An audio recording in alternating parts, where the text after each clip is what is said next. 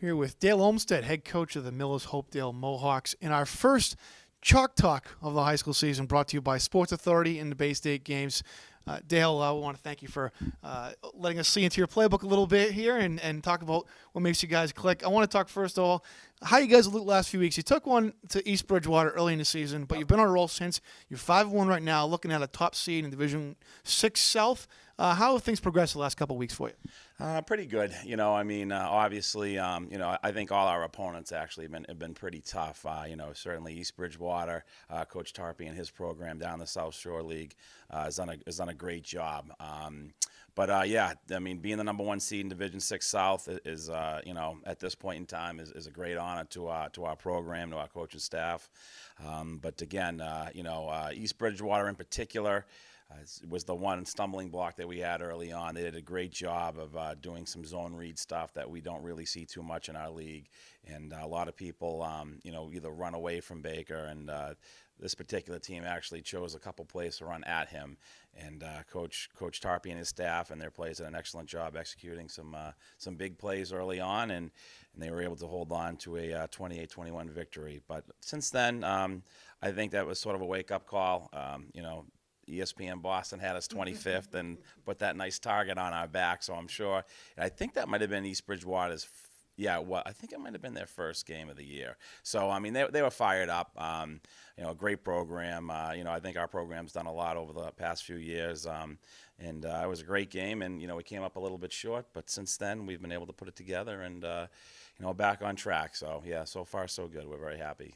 I want to talk a little bit more about John Baker, the Boston College commit, Yep. 6'3", 305-pound interior lineman. Yep. He was on our All-State team last year as a defensive lineman, but at the next level he's going to be an offensive lineman. And certainly from an offensive standpoint, having him in the trenches gives you a little bit of creativity, I guess, with your offensive playbook? Yeah, certainly, yes and no. Having John Baker up front, we're gonna try to run there most of the time. And but if teams, tend to over pursue or over angle to him, it can work. We still have some other pretty good players that, we can use that aggressiveness by the defense to our advantage at times. And, again, the players have done a nice job being able to execute that. But John Baker, certainly, a special athlete. We're very excited to have him, and we look forward to holding on to him for another couple more weeks here and using him as best we can before he heads off to Boston College. But outstanding student athlete, and we're very proud to have him on our team. So. Let's get into that run blocking a little bit. You guys are a zone scheme. You guys like to run zone blocking, just power up. I know it looks simple when you talk about it. It's actually a little bit more complicated than that. Let's talk a little bit about that. We like to start. That was our base. We have John Baker and a couple other kids up front, and we feel that we're going to be a little bit bigger than you are. So we put 2-on-1. And you're right. It does sound simple, but a lot of times, at the snap of the ball, the kids, if they know they have to combo to the next level, sometimes tend not to block that first level and then run to their second level. So, we try to teach our kids, to stay low, to be road graders, not road runners, and try to make sure we get a good push at that first level and then let those linebackers come to us. But, again, it's been a great job. Our staff's worked really hard with the kids. But, again, it does kind of go back to John Baker and what he brings to the team, not only as a player, but, all his experience at all these camps across the country, as well as BC, and, picking up a couple drills and being sort of that player coach on the fields really allowed us to be successful.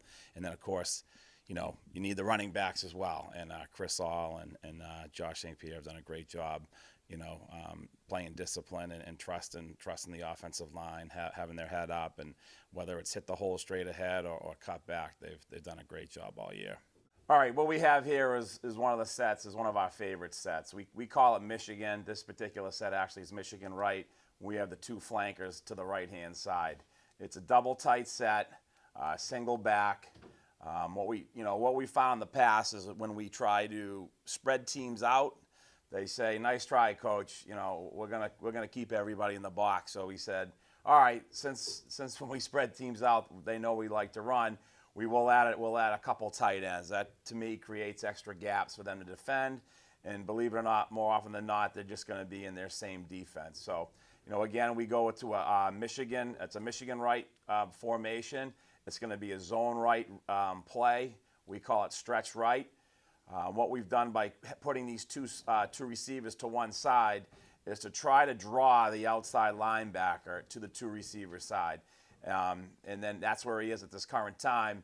But as we roll on, you'll see that this linebacker is going to sneak into the box because, again, they say, nice try, coach. We know you want to run the ball. But the tight end and tackle should combo this DN to that backer who's floating out there. John Baker, who we mentioned earlier, in the guard, should combo to this kid, to the backer, and this center. The guard and center will combo this way to him. John will look to this guy one-on-one in this particular defense because they're running over. They shaded the nose man over.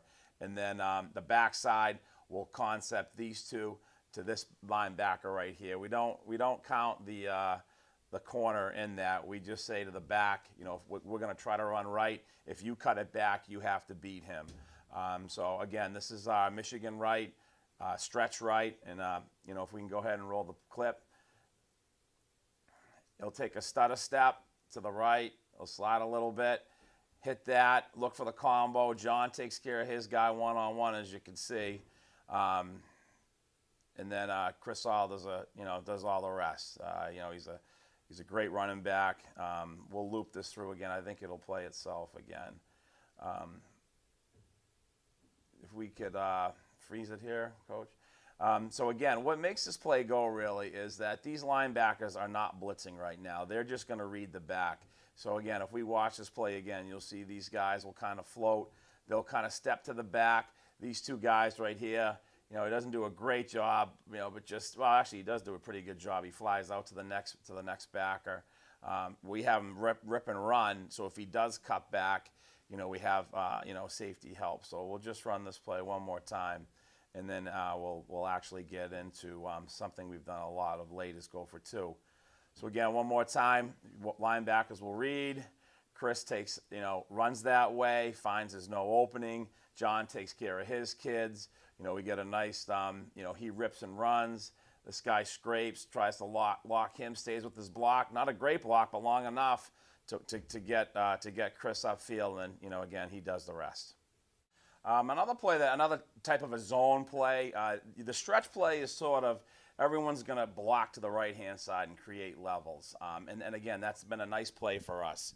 But there's often times where we like to say, you know what, we want to run it in the middle, so that way we can get some of these big hips and big bottoms here swinging in one direction, and it can kind of create an alley. This particular set is our slot left set. We have the X, a split is on the line. We have a slot receiver here, a tight end, and then we got the flanker.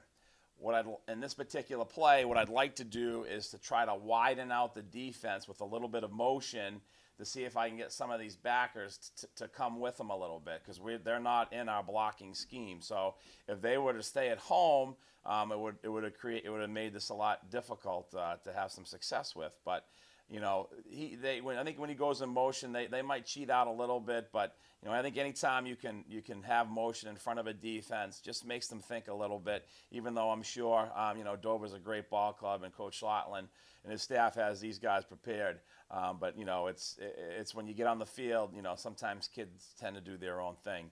But if we roll this clip, you'll see our slot guy go in motion. This is going to be an inside zone. We have him aim for Johnny Baker. Again, it's the same type of combo block. Johnny loses his feet, but again, he's able to use the size of his body there. He kind of slips a little bit. But this is our what we call 22 Izzy. Izzy for inside. He's the two back going to the two hole. Send motion. It's like man-to-man coverage by him going there. We don't block this guy here on the outside zone. We leave the outside linebacker. We don't have him accounted for in our run scheme. And again, the same type of concepts. The tackle stepping in, sealing him. The guard and tackle, a combo on him to the backer. Johnny and 60 actually should be be going to the backer, but the backer, maybe they had a stun on. He loops away. So let's see where these backers go here.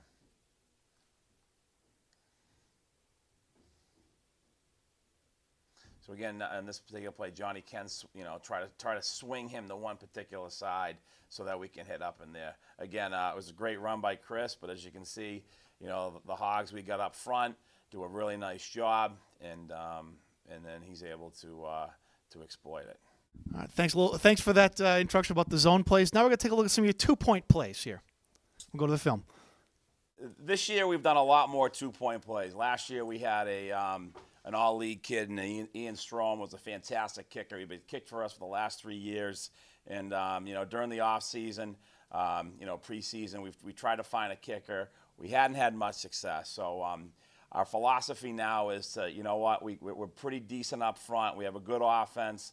Let's just go for 2. And, knock on wood, of late, it's worked out. It's worked out really well.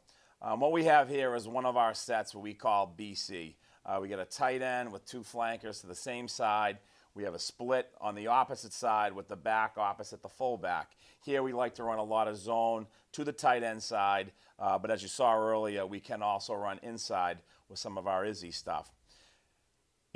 This particular play, being a football coach, we even on our days off, we tend to watch a lot of football. And I watched this play.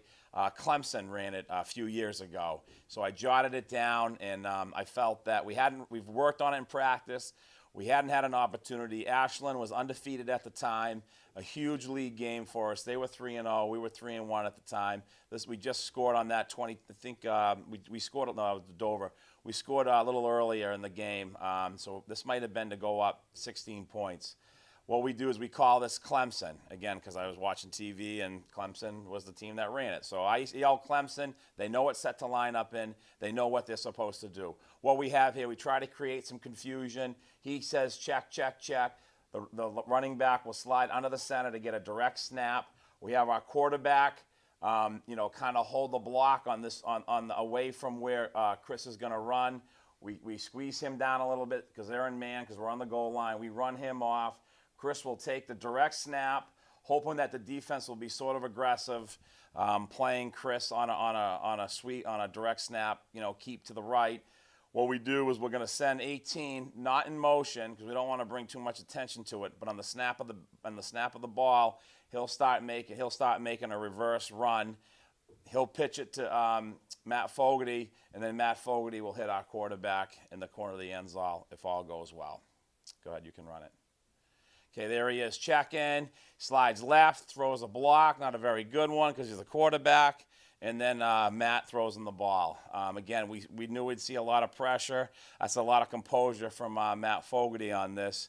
Again, direct snap, flip it, and throw it. Again, we work. These guys worked real hard on this play, and running it in scrub defense. It doesn't look good some of the time because the defense knows that it's coming. When they know it's coming, it can get ugly. But we hadn't shown this all year. We thought in a big game against Ashland to sort of set the tone that this would be something that we wanted to give it a shot, and we were able to with some success. Another 2-point play set that we like to run is sort of an empty back. It's a double tight, 2 flankers to one side, 1 split, so it's empty. What we've done here, this is against Dover. We ran it a couple times. What Matt will do is count the box. And if there's more guys to one side, he'll call the play on the line and then run the opposite way. We just had a couple successful runs on that play, and to offset that play, what we do is we call it Florida because, again, Tim Tebow ran this play. Watching film should probably be with my family here, but, trying to get, once a coach, always a coach. All right, so what he's going to do, he's going to get the direct snap. He's going to make like he's going to run his zone. What Dover did here is they said, okay, forget loading up. Let's just play a balanced defense. Take the safety. You have number 2 on this side corner. You have over there. The other corner, which you can't see, is on this side. So now they're in a balanced defense. Before they were in an odd front.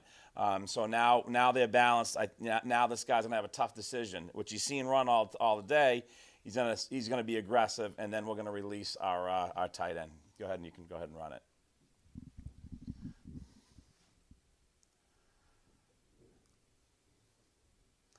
takes a couple steps, throws it, and then he's open. Again, that's and running these plays. It's not to say the defense isn't prepared or they're just not ready to go. They definitely, all defenses are, but we just try to find out, run a play. The last play we ran to run that they kind of took that away and forced us to do something else. So what we like to do is, have a counter for if they do take something away to run another play. But, the bottom line is, as a head coach, we try to find our strengths. And our strengths is our offensive line, our run game. And, so far, knock on wood, we've been able to utilize that strength, and we've been successful. So hopefully we continue to do so.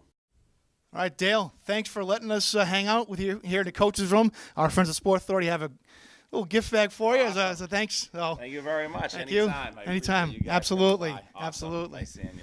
And for more coverage, go to ESPNBoston.com.